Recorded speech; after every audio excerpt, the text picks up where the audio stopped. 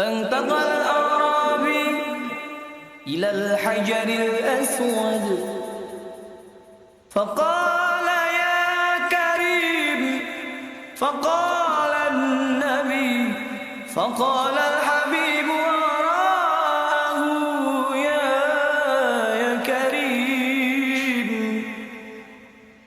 فالتفت الأعرابي إلى النبي فقال له أتهزأ بي يا أخ العرب؟